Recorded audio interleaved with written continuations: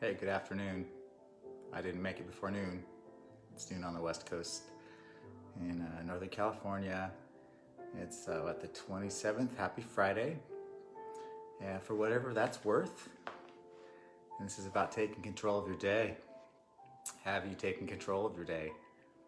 And it still applies more now than ever. And I want to talk about a couple of things, but first I'm going to say it. Because I've really been counting up all of the different videos. I'm posting this to my personal business page as well as the Mel Robbins 5-second rule. She's also got the best decade ever and Stay Together with Mel Robbins. I don't just follow Mel Robbins, but I follow anybody that is down to earth, but also experiencing mindset related topics. And it's extremely important to me. Also, the Miracle Morning by Hal Elrod, Tony Robbins, all of the greats speak of taking control of your day from the time you wake up and deciding what it is you want to think about, what it is that's being fed to your brain. And so many of us are passive in that we allow our curiosity of that notification that came across our phone, or just turning on the news because it's an old habit. It's really common among elderly people, but it's not good. It's really not. I'm not saying that the information that you're hearing isn't something you want to hear, because maybe you do, but don't you want to have control of that? You know, people take it for granted. So that's the reason I come on here. And one of the projects I've been doing lately I've been posting all of my daily videos. Is redundant and is, to me, in a way, sort of embarrassing or repulsive in some sort of way, because it's like me every day. So I've been posting those up on YouTube, and pretty soon I'm going to be sharing a link so people can hopefully subscribe, and I'm going to make something entertaining and funny out of it, I think, hopefully. But in doing that, I'm realizing how much the same yet different every single day has been since August 28th when I started doing these. I came on here because I wanted to be accountable to myself and step out of my comfort zone and do something that was kind of crazy, and share the things that I learned. A good friend of mine, asked me yesterday, says, how do you know what to talk about? I said, I don't. It's trippy, it's freaky. So I did take a couple of notes about things that I did want to discuss, because like I said, I like to get up and with intention and plan out the day, but mostly, and especially now, it's really important to acknowledge what you're grateful for. And usually it's 6 things, and it's things you're grateful for right now, not just in general. Of course, we're grateful to be alive and breathing, and you don't have coronavirus, and you're grateful for, bigger things, but what specifically are you grateful for? And you can do it. So it really helps, because there are ultimately things that you need to get done during the day. And of course, now everybody's life's changed. This new norm is just, taking some getting used to. And I don't know if we ever will, because none of us really know what's coming next. But I want to talk about positivity and mindset, and how that tends to be, I think it tends to be judged a little bit. Because, I think some people think it's really Pollyanna to it's like the good morning person everybody hates, right? You can't just fix everything with being positive. No, it's like what Mel Robbins said on her live broadcast this morning was, it's not like spreading frosting on a pile of poop, because that's not going to help anything. It's disgusting, right? It's not like that at all. It's that you have to apply positivity to your way of thinking. What's the best outcome? What's the thing we can do about this? That's what you have to think. Or this isn't so bad, we're not going to die. Or, because a lot of people, that's how they are, they're really affected by it. So you always want to offer solutions. And I am definitely not a person that necessarily practices what I preach. That's the other thing she talked about. She may be the life coach for the world or for America, but for her family, she's just the witch from hell, because she gets uptight. She likes things the way they are, and she's going stir crazy in her house because nobody's doing what they they're not pulling their weight or whatever, leaving dishes in the sink and making messes and not cleaning them up. And just, it's hard when you're not used to living together with people. It's kind of hard to coexist, right? Which leads me to another thing. So whether it's a spouse or a kid or a friend or anybody that's in your life that's on your nerves, might get on your nerves.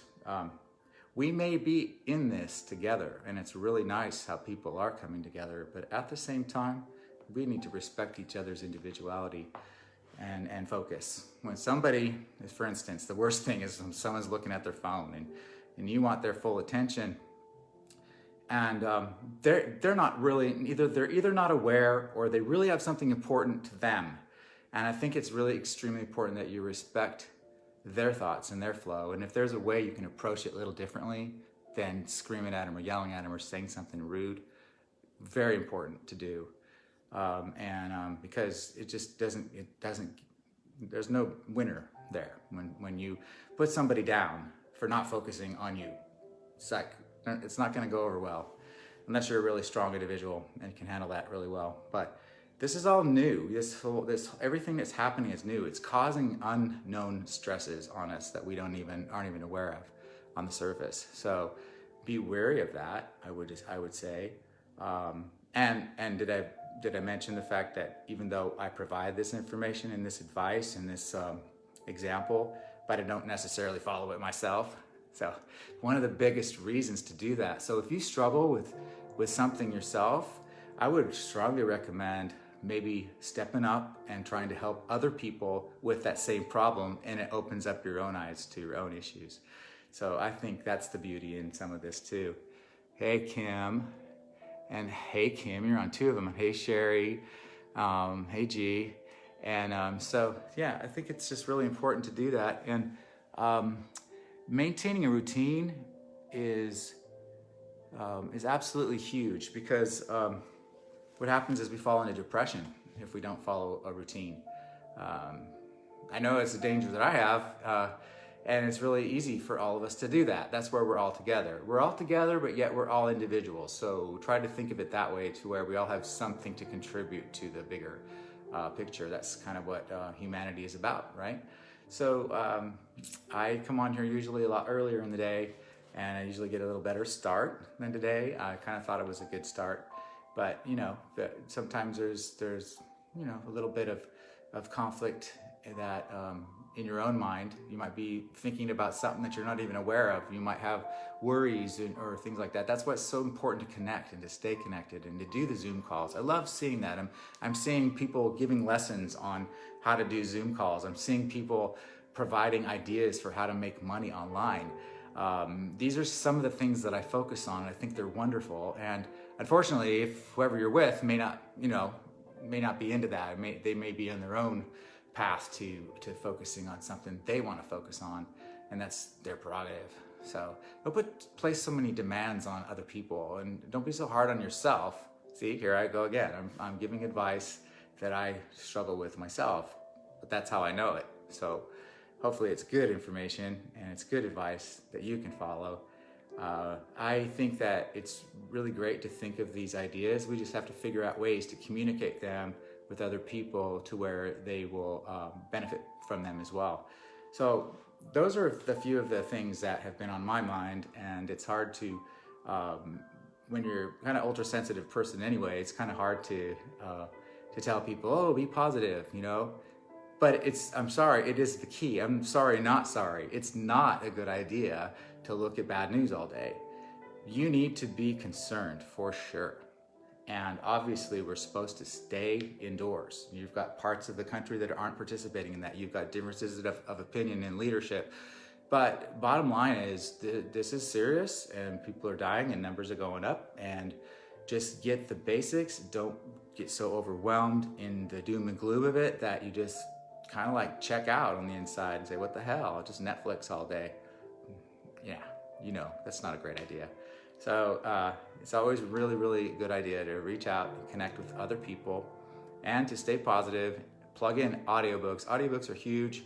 Do Zoom meetings. It warmed my heart so much to see my granddaughter on a Zoom call with her classroom. Oh my God, that was awesome. And it took a while. I think most people are a little bit intimidated by video, but stop it. Now's the time. You got to get over that. It's just like being there, right? It's better than being there because the lighting's better. You don't actually see every little flaw in everybody. There's nothing wrong with it. It's not like you're gonna, I don't know. Times have changed. You need to learn how to adapt along with those times and just be your best for yourself, for other people, and be as loving as you can. That's why I'm wearing pink today. It's color of love, right? So invoke it if you don't, if you're not feeling it, invoke it anyway, in any way that you can.